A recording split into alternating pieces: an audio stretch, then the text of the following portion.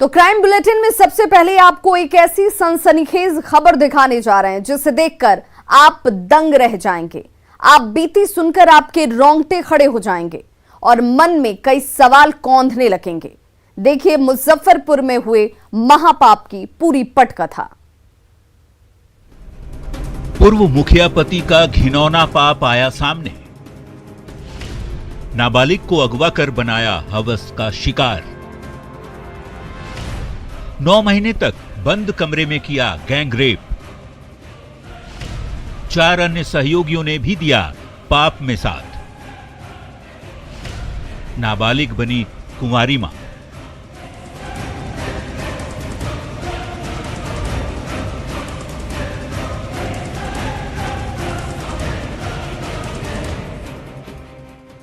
मुजफ्फरपुर जिले के गायघाट थाने के बाहर गोद में 27 दिन का बच्चा लिए न्याय की गुहार लगा रही ये एक नाबालिग कुंवारी मां है, जिसे पूर्व मुखिया के पति ने अपनी हवस का शिकार बनाया है और 9 महीने तक बंद कमरे में रखकर उसके साथ जबरन गैंग रेप किया।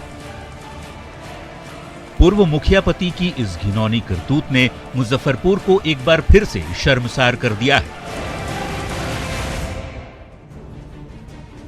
मामले का खुलासा तब हुआ जब पीड़िता ने बच्चे को जन्म दिया।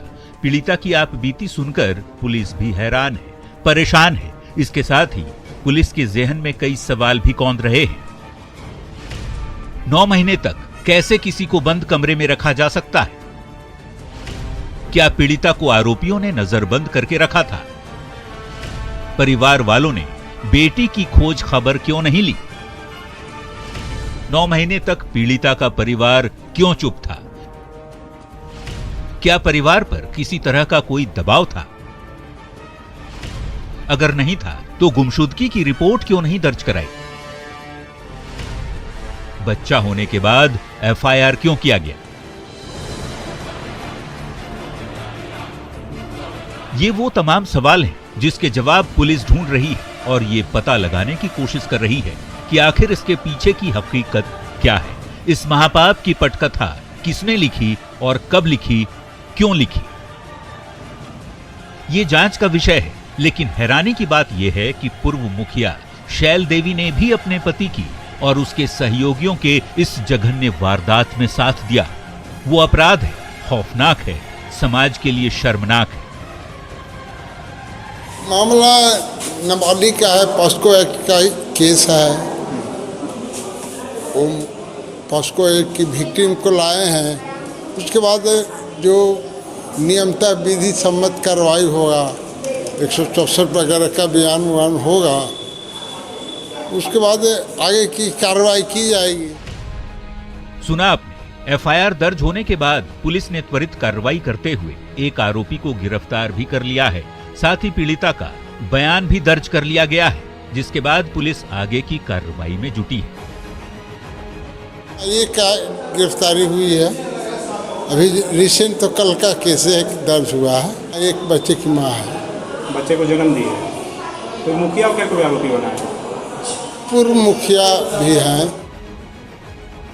अब आपको बताते हैं कि दरिंदों ने कैसे और कब इस महापाप की पटकथा लिखी थी।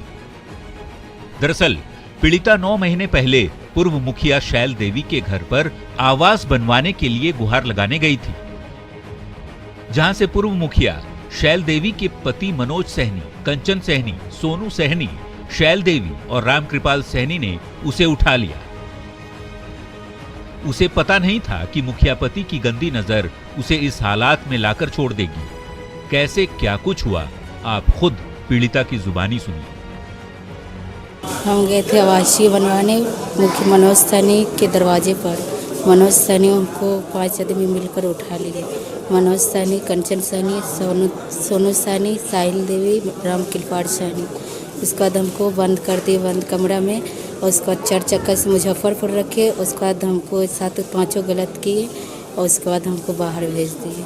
उसके बाद हमको 9 महीना रखे।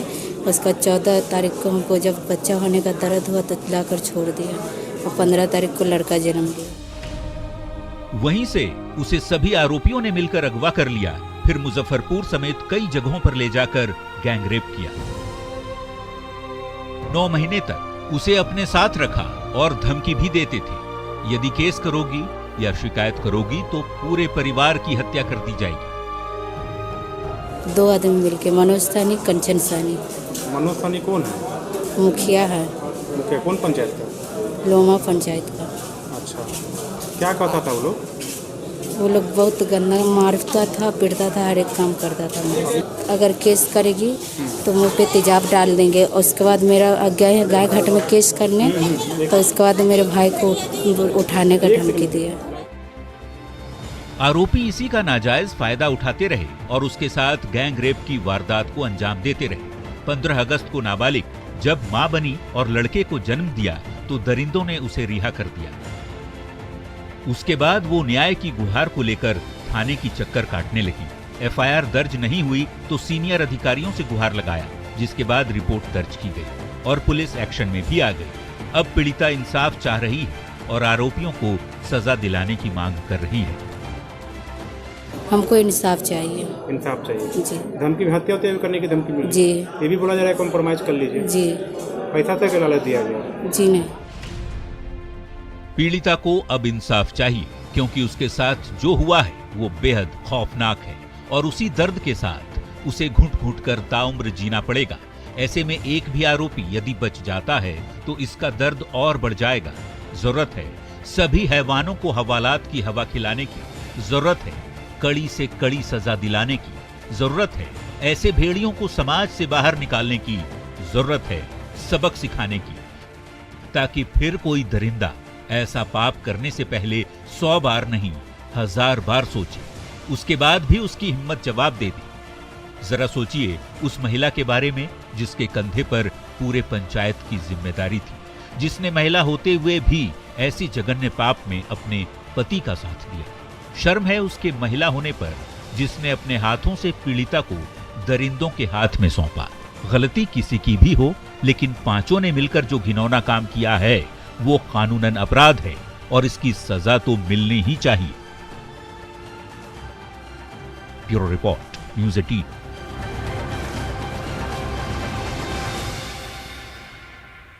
तो मुजफ्फरपुर में नाबालिग के साथ गैंगरेप होता है। मुखिया के पति ने अगवा किया और उसके बाद गैंगरेप को अंजाम दिया जाता है। मुजफ्फरपुर में नाबालिग के साथ यह गैंगरेप हुई।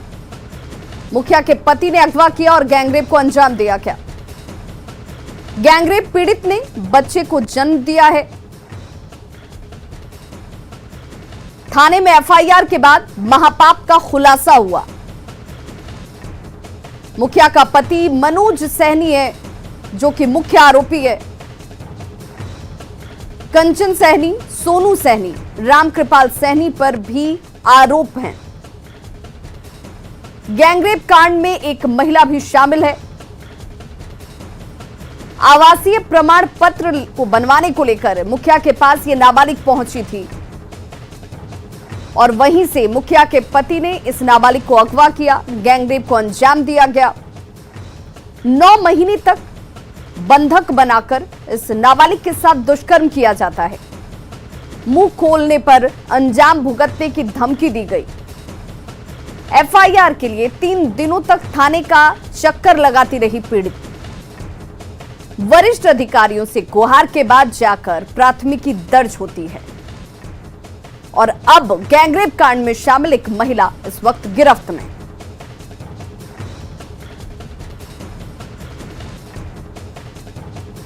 खबर सिवान से, जहां 2 दिन से लापता ग्रामीण डॉक्टर का शव बरामद किया गया। जिले के लकड़ी दरगाह मुख्य मार्ग पर गड्ढे से शव की बरामदगी हुई है और यह बताया जा रहा है कि मृतक ग्रामीण इलाकों में घूम घूम कर इंजेक्शन लगाने का काम करता था। हरिराम यादव के रूप में इस शख्स की शिनाख्त हुई है। 2 दिन पहले यह शख्स घर से निकला लेकिन घर वापस नहीं लौट पाया। हत्या है या फिर हादसा, पुलिस फिलहाल इस दिशा में जांच में जुटी है और जल्द ही खुलासे का दावा कर रही है।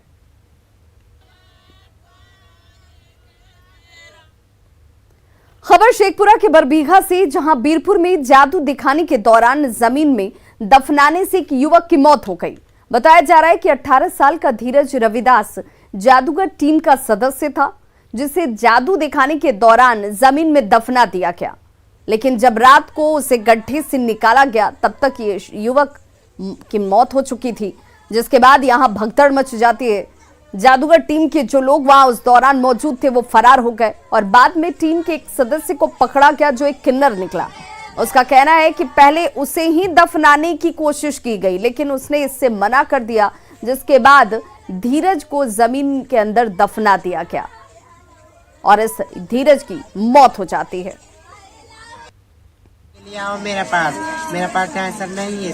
तो फिर मैं आई तो मुझे बोला क्या वो जाने के लिए कवर में, तो मैं बोले नहीं जाऊंगी। फिर इसको जबरदस्ती बोला नहीं तुम जाओ। फिर जब ये गया तो फिर जब उसको निकाला तो फिर डेट हुआ था, नहीं था ना सर हुआ। यही तो नाच गाने गया था, किला दिखाने गया था। वो गया था देखने के लिए कि करने गया था। अच्छा, आपको नहीं पता था कहाँ गया था? पता है सर, पता है, लेकिन हम तो सोचे कि जाता है, देखने के जाता है।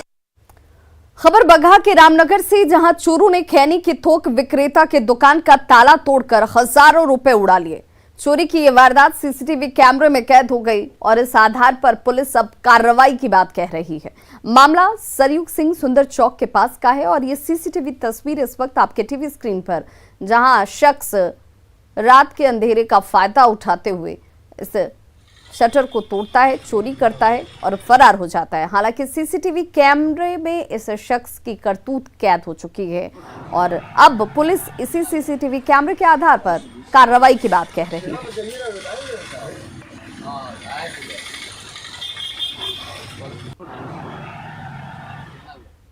खबर दानापुर से, जहां शराब माफिया की हिमाकत इन दिनों सिर चढ़ती जा रही है। लगातार पुलिस की छापेमारी के बावजूद शराब बेची जा रही है। मामला पटना के बेऊर इलाके का है और बेऊर के बेतौड़ा गांव में देखिए लगातार छापेमारी होती है। इसके बावजूद एक बार फिर से ग्रामीणों ने चोरी की बाइक से लगभग 100 लीटर देसी शराब ले जाते हुए 2 युवकों को पकड़ा। हालांकि दोनों युवक फरार हो गए, लेकिन ग्रामीणों ने बाइक और शराब जब्त कर ली। ग्रामीणों का ये कहना है कि शराब माफिया को पुलिस का संरक्षण जो है वो मिलता है और इस वजह से ये इतने बेखौफ होते हैं। ये लोग पुलिस की मिलीभगत से देसी शराब के कारोबार की बात कह रहे हैं। हालांकि हरिजन समाज से ये लोग आते हैं और जब ग्रामीणों ने 2 युवकों को देसी शराब के साथ पकड़ा तो लोग ग्रामीणों के ऊपर हरिजन एक्ट में केस करने की धमकी देते हुए यहाँ से फरार हो गए।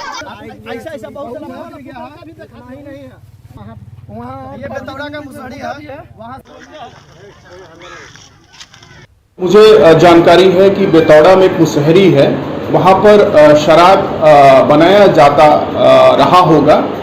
जैसे ये सूचना पुलिस को मिली, पुलिस ने कल रेड किया और वहाँ के स्थानीय ग्रामीणों ने पुलिस की पूरी मदद की। आप जो वीडियो देख रहे होंगे उसमें पुलिस और स्थानीय लोग दोनों एक साथ मिलकर काम कर रहे हैं और हमारा ये संकल्प है कि यहाँ के जनप्रतिनिधियों के माध्यम से हम एक ऐसा माहौल बनाएं कि पब्लिक ही पुलिस के साथ कंधे से कंधे मिला करके इस तरह का व्यापार करने वाले, अवैध काम करने वाले लोगों के विरोध में हो, एक जन जागरूकता हो। पुलिस अपना काम करेगी ही करेगी।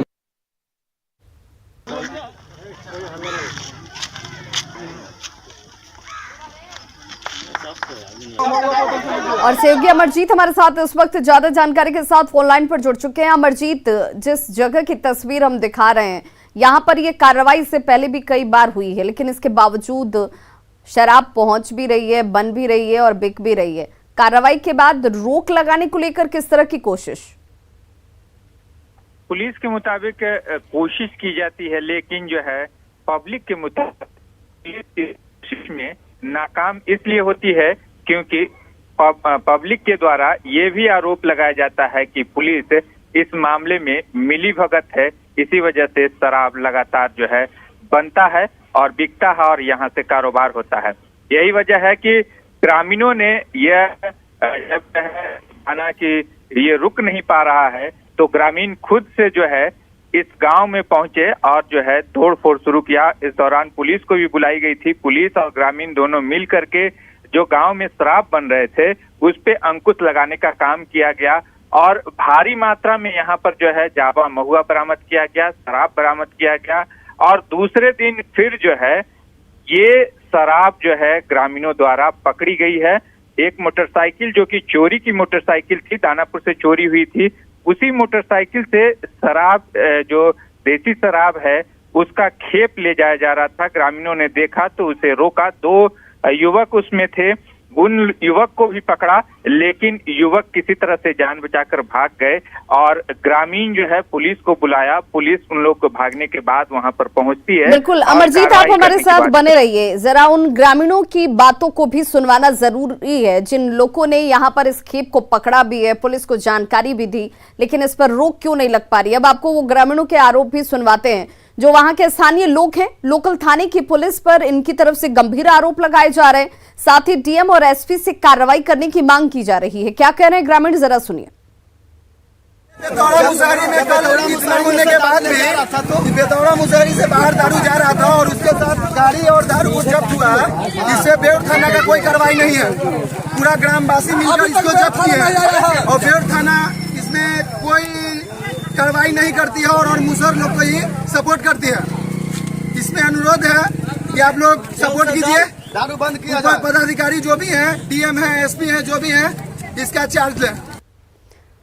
और ऐसे में देखिए, इन तस्वीरों के बाद और ग्रामीणों के आरोप के बाद कई गंभीर सवाल खड़े होते हैं कि ग्रामीणों की शिकायत पर पुलिस ने एक्शन आखिर क्यों नहीं लिया। क्या सच में पुलिस शराब माफियाओं से मिली हुई है? क्या सिटी एसपी इस मामले की जांच करेंगे? और सहयोगी अमरजीत शर्मा हमारे साथ लगातार बने हुए हैं। अमरजीत, जो ग्रामीणों के स्टेटमेंट हैं वो पुलिस के स्टेटमेंट से बिल्कुल अलग हैं। ग्रामीणों का कहना है कि कार्रवाई उनकी तरफ से हुई, उन्होंने पकड़ा, पुलिस को जानकारी दी और पुलिस की मिली भगत का आरोप लगाया जा रहा है। अब जब ये आरोप है तो क्या इस आरोप की जांच होगी? पुलिस के मुताबिक इस आरोप में जांच भी होनी चाहिए, क्योंकि जो है, जो ग्रामीण कह रहे हैं उसमें ये बातें सामने आ रही है कि पुलिस की मिली भगत है और उसी की वजह से शराब जो है यहाँ बन रहे हैं और बिक रहे हैं। एक चीज इसमें जो है साफ तौर पे है कि यहाँ पे लगातार शराब बन रहा था। पुलिस का जो यहाँ पर जो है थाना, जो बात करें बेउर थाना की, तो वो महज 1.5 से 2 किलोमीटर के अंदर में है ये थाना। 2 किलोमीटर के आसपास में ये इलाका पड़ता है, जहाँ पर जो है बेतौड़ा गांव है और यहाँ बेतौड़ा मुसहरी जहाँ पे शराब बनता है। तो जाहिर सी बात है कि कहीं न कहीं अंकुश लगाने के लिए पुलिस को जो कार्रवाई करनी चाहिए थी वो कार्रवाई नहीं हुई, जिसके वजह से जो है ग्रामीण खुद से जो है इस कार्रवाई में जुटे और पुलिस को बुलाया और उसके बाद जो है ये कार्रवाई की। ग्रामीणों का एक बात और कहना था, पुलिस को ग्रामीणों ने इसलिए बुलाया, ये जो है महादलित पड़ते हैं और इन लोगों का हमेशा जब जो है ग्रामीण अंकुश लगाने की कोशिश करते हैं तो ग्रामीणों को ये लोग धमकी देते हैं कि SC/ST एक्ट में जो है तुम्हें जो है फंसा देंगे। यही वजह है कि जो डर था ग्रामीणों का और पुलिस को बुलाया गया और उसके बाद जो है शराब का जो है जो गांव में बन रहा था। आपने किसी सीनियर अधिकारी से बातचीत करने की कोशिश की? ग्रामीण एक तरफ से ऐसे लोगों को पकड़ रहे हैं, पुलिस को जो कार्य करना चाहिए था वो ग्रामीण कर रहे हैं। SC/ST एक्ट का दुरुपयोग करते हुए ग्रामीणों को ही फंसाने की धमकी दी जाती है। क्या इस बाबत संज्ञान लिया जा रहा है? क्या गंभीरता उस पर बढ़ती जा रही है? जी देखिए, इस मामले में हमने जो फुलवाड़ी शरीफ ASP हैं उनसे बात की तो उन्होंने बताया कि हमारी जो पुलिस टीम है उनके साथ मिलकर ग्रामीणों ने ये जो शराब माफिया के खिलाफ जो अभियान छेड़ा है और इससे जो है अंकुश लगेगा शराब माफिया पर। तो उनका ये कहना था कि जो है शराब माफिया पे अंकुश लगाए, ग्रामीण जो है उग्र हों, लेकिन कानून के दायरे में उग्र हों, ताकि जो है जो भी जो है समस्या है पुलिस को बोले और उसके बाद पुलिस उस पर कार्रवाई करे, ना कि ग्रामीण उस पर कार्रवाई करे और कानून को हाथ में ले। और इससे जो है उन्हें भी परेशानी होगी अगर जो है इस तरह का कानून हाथ में ले। चलिए, बहुत बहुत शुक्रिया अमरजीत इस तमाम जानकारी के लिए आपका। इधर सिवान पुलिस को बड़ी सफलता हाथ लगी है। पुलिस ने 2 लग्जरी कार से लाखों रुपए की शराब को बरामद किया है। लग्जरी कार में तहखाना बनाकर शराब रखी गई थी। पुलिस ने 3 तस्करों को इस दौरान गिरफ्तार किया। मैरवा थाने की पुलिस ने यूपी बिहार के सीमावर्ती क्षेत्र स्थित धरनी छापर चेकपोस्ट पर कार्रवाई की है और तस्कर एक ही नंबर के 2 इनोवा कार में तहखाना बनाकर देखिए किस तरीके से विदेशी शराब को उत्तर प्रदेश के रास्ते लेकर समस्तीपुर ले जाने के लिए बिहार में घुसे थे। तभी शक के आधार पर पुलिस ने कार को रोका और इस दौरान तस्करों ने वाहन लेकर भागने की कोशिश भी की। हालांकि पुलिस की तत्परता से दोनों वाहनों को जब्त कर लिया गया है। पुलिस ने तस्करों को भी धर दबोचा, तलाशी ली गई और कुल शराब जो बरामदगी हुई है वो 1888 पीस विदेशी शराब की बोतलें हैं जो यहां से बरामद की गई और इसकी कीमत तकरीबन 6 लाख रुपए बताई जा रही है। गिरफ्तार तीनों तस्करों की पहचान दिल्ली के डिंपल कुमार, मदेश महतो और श्याम लाल ठाकुर के रूप में की गई है।